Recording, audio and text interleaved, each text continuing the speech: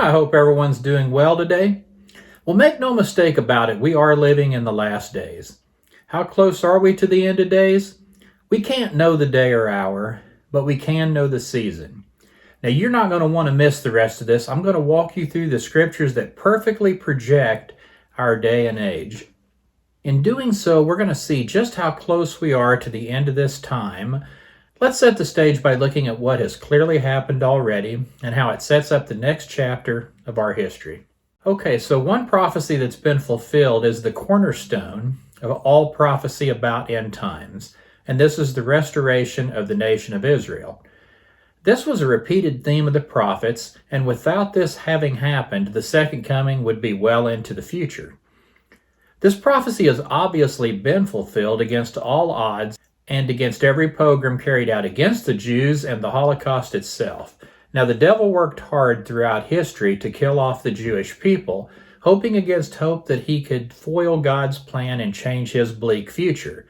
Satan's plan, of course, blew up in his face, and you might say the Holocaust actually laid the groundwork for the following prophecies to come to pass.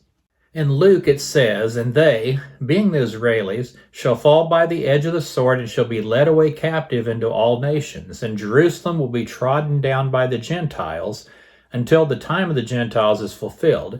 Now, of course, we know that Jerusalem has been trod down by everyone from the time of the Crusades all the way through modern ages. And it tells us that all of this is going to have to be fulfilled, and that will kind of usher out the age of the church age. And we are, of course, in the last generation.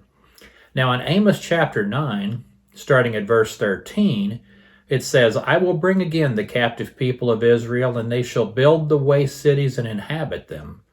And I will plant them upon their land, and they shall no more be pulled up out of their land which I have given them, says the Lord thy God." This miracle of the restoration of Israel is very remarkable in that no other ancient civilization has ever been revived after 2,000 years of extinction. And this was all foretold by many prophets and ancient texts to boot. The Bible tells us that once these things are fulfilled, the last generation has been ushered in, and so we are in that generation. So why do I say the rapture is imminent? Well, let's look at our current situation and the prophecies that are unfolding even now. So what is going on today that's in prophecy? The disciples, of course, asked Jesus, "What is the sign of the end going to be?" And he responded in Matthew 24 in very great detail. But in verse 33, he said, "When you see these things come to pass, know that the end is near, even at the door." And I'm going to touch on a lot of those things momentarily.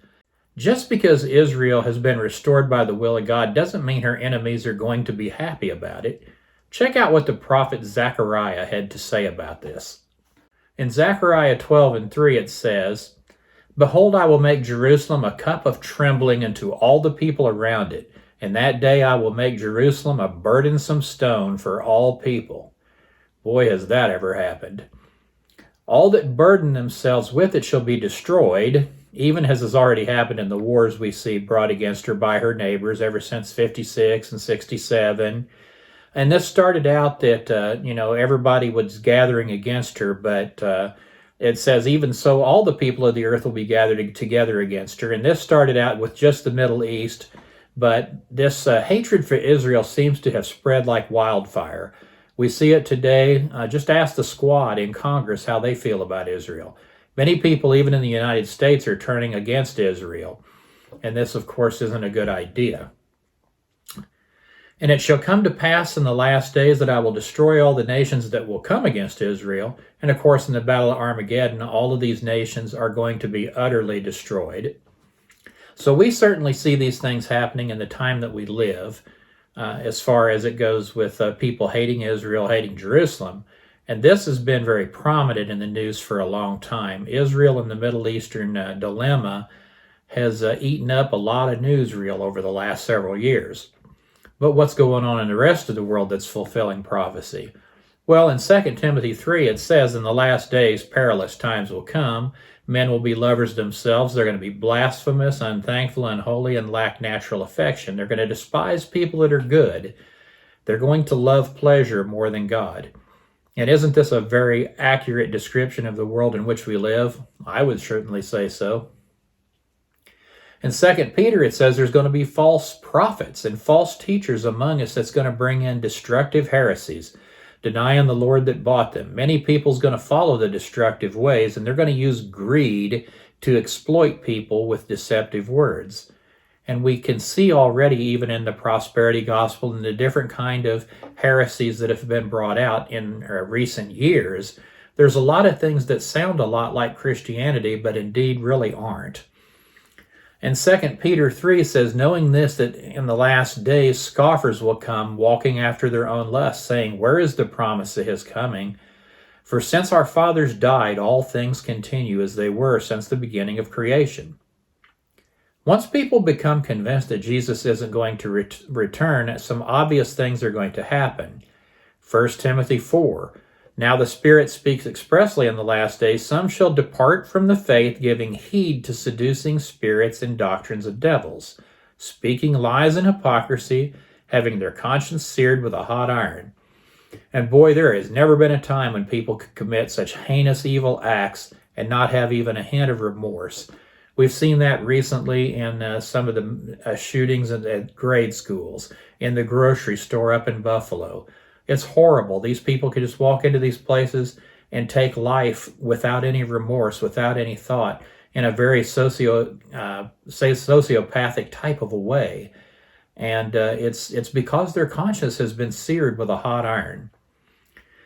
It talks about in Daniel 12, it says, shut up the words, seal the book to the end of time. Many are going to run to and fro, and knowledge shall be increased.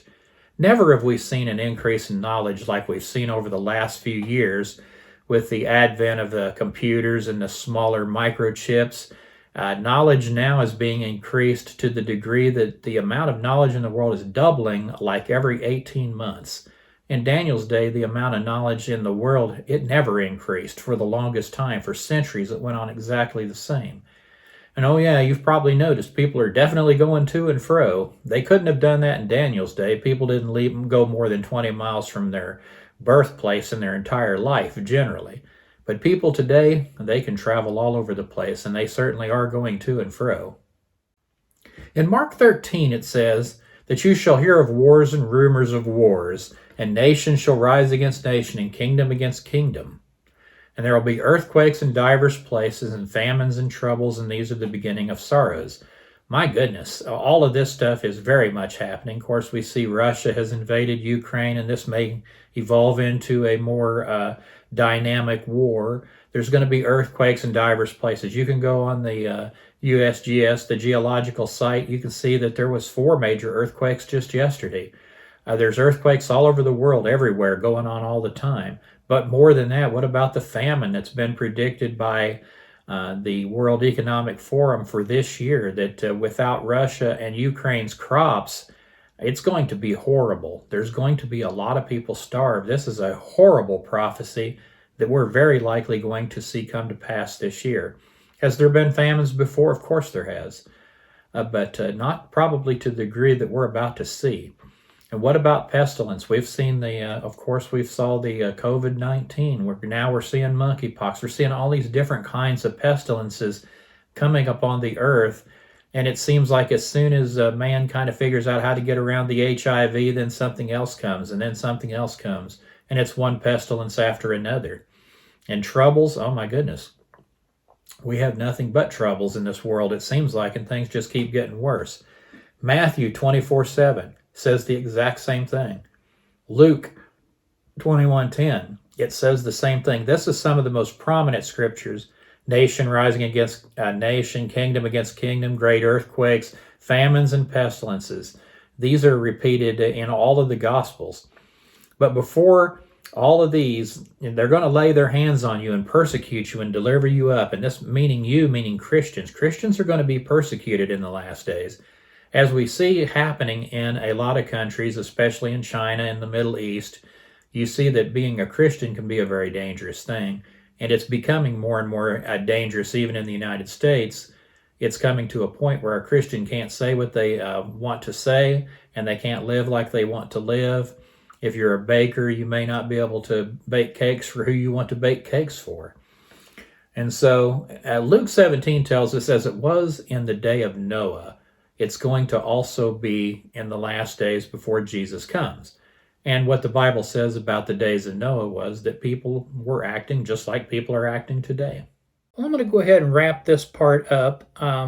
As it was in the days of Noah, we're going to talk tomorrow about how it's going to get worse. We're going to talk about the prophecies that will tell us why it is the way it is in the world today, and why it is that very soon we are going to see the rapture of the church. And so you won't want to miss part 2. But as for now, I hope you guys are having a great day, and I will talk to you in a while.